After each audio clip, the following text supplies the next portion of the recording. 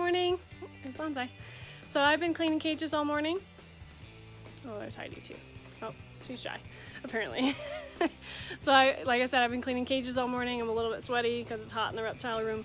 But I took a few little small videos of each of the animals that I cleaned today. Not all of them, of course, but a few of them that I wanted to introduce to you guys. Some of them you've seen before. Other ones are a little bit new. But I usually put them outside for a couple minutes so they can get some natural sunlight as well as some exercise while I clean their cage, especially since the weather is beautiful right now at 70 degrees. It's perfect. And I also went down to the pasture and called in a couple of the horses so you guys could meet them and see them run and move because it's a beautiful thing.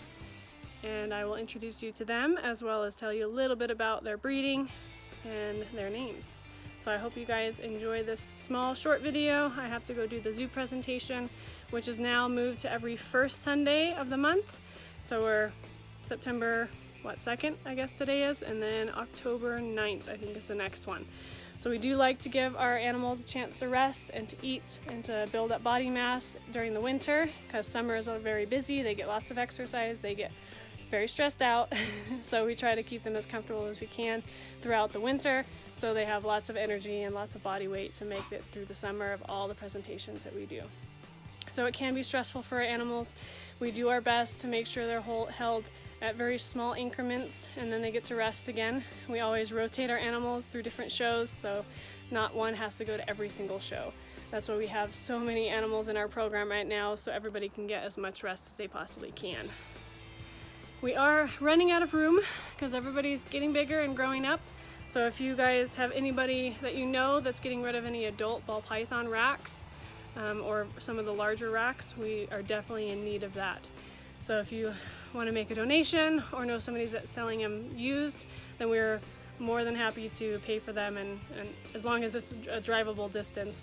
We live in New Mexico, so as long as it's within 12 hours from New Mexico, I don't mind driving out and getting new enclosures, especially if they're donated to us. So I appreciate you guys, and I hope you enjoy the little videos. See you later. One of our not-so-misfits, Pearl, is a champagne pastel butter possible yellow belly. Lots of different mutations in this girl. When she hatched, she was almost completely white. She's kind of darkened up as she's gotten older. One of our misfits, Edgar, missing an eye on the right side. He's also a spider ball python and does have a little bit of neurological issues. Spiders are kind of known for that. A little twitchy, sometimes go upside down. He's a pretty boy. Another one of our not so misfits. This is Olaf, the blue-eyed leucistic ball python. Look at those eyes, man. Always been one of my dream snakes, and I actually won him off a Facebook contest. We adore him. Our sassy baby black-headed pythons.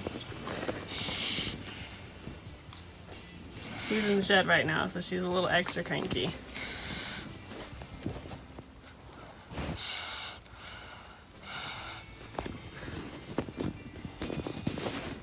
They're big bluffers. They'll usually strike with their mouths closed and just headbutt you. I know, good girl. This is one of our other black-headed pythons. It's the sister of the last one. They're both over a year old now, but unfortunately they weren't very good eaters in the beginning, and they were sent to us because they were still having to be assist fed, and we started them on baby quail chicks and rat tails, and that got them jump started pretty well. So they're on their way to being big, beautiful snakes. Lillian. It's an albino Kenyan sand boa, and you can see she's got some spinal deformities towards the end of her body there. But she's a fun little snake. I love watching her eat, like a little crocodile. And I love those eyes. Sit on the top of their head so they can sit in the sand and look for prey. This is our snow hognose. Her name is Snow White. She was sent to us due to a kink in her spine. You can barely tell anymore. As she's grown, it's kind of gotten smaller. And it doesn't bother her eating at all. She is a little pig. A big adult black-headed python. Breezy.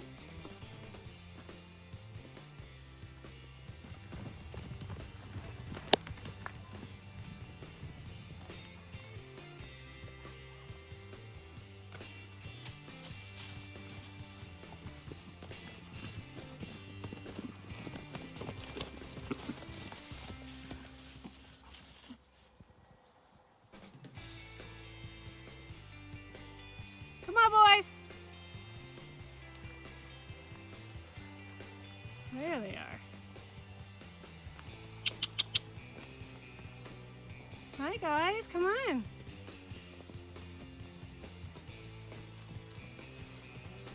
Legend.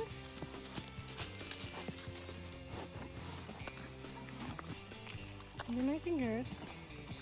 Magic! Give him an apple too.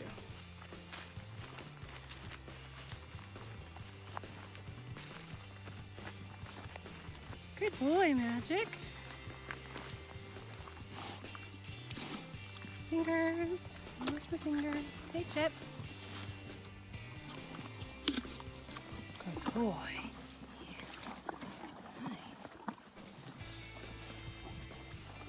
Now, Magic is a Frisian cross. We think maybe Gypsy Vanner because he's super short and stocky.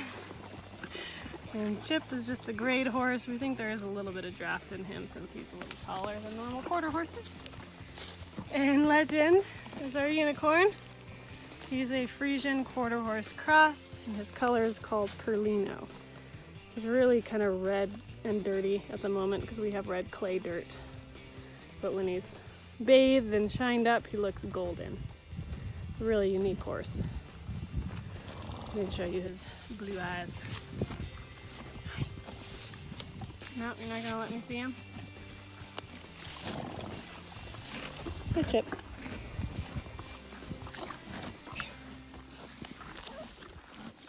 There you are. Hey, buddy. So unfortunately, I had a couple less than enjoyable encounters with people this week. One of them was somebody who asked us to come remove a rattlesnake from their house. Unfortunately, I was at work, so I couldn't do it. We couldn't find any volunteers to go get him. So she kept asking me, and I was trying to kind of just understand what she had on her property and why the snakes were coming to her house so often, because she did call us a lot. And I told her she probably has a rodent problem, and she admitted she did because she feeds the birds and the rodents. So she also said that she didn't like to kill anything, but she's killed many, many rattlesnakes. So I was trying to just kind of talk through things and get some ideas on how to help her without having to send somebody out there every single time she has a snake. And she got super upset with me because of my questions and said that she's just gonna take the hoe to this one and cut its head off like she's done 50 other times. So unfortunately, we deal with that a lot. We do the rattlesnake removal program for free. We don't ask for tips, we don't ask for any money. We just want to rescue the snakes and help keep people safe.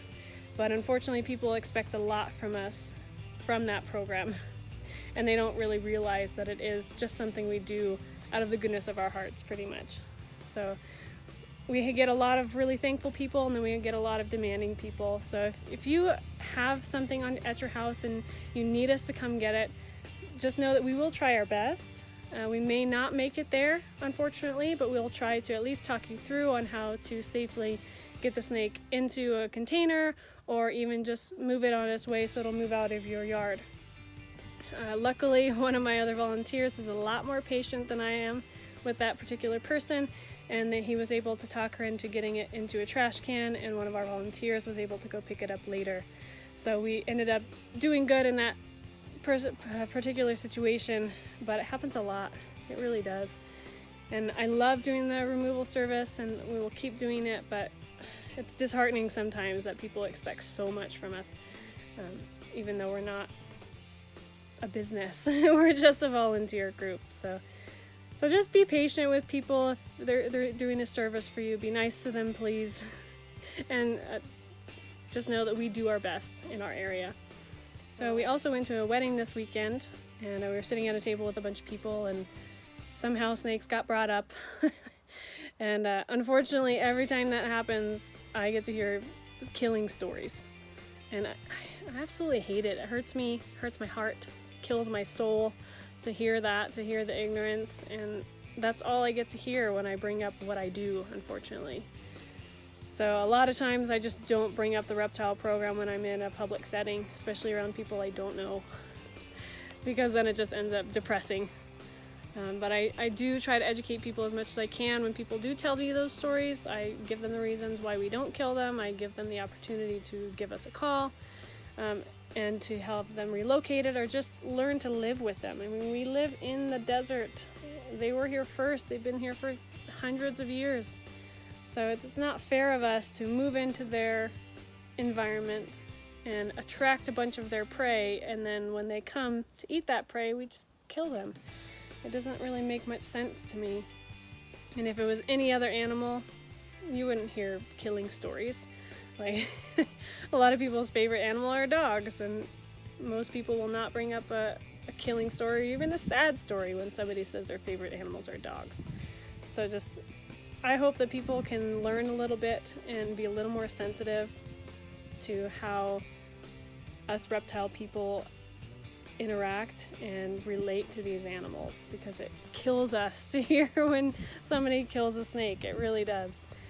So when you're out in public, try to educate as much as you can. Try to be as patient as you can. I did lose my temper a little bit with this last person, and that rarely happens because I'm a pretty patient person, but it was a busy day and lots going on at work, and yeah. So yeah, sometimes that happens, and it's okay because we got it worked out by somebody else with a little more patience than me. So thanks, Justin. You rock. You're one of my favorite volunteers. Thank you for being so good and so reliable and just amazing. So you're awesome.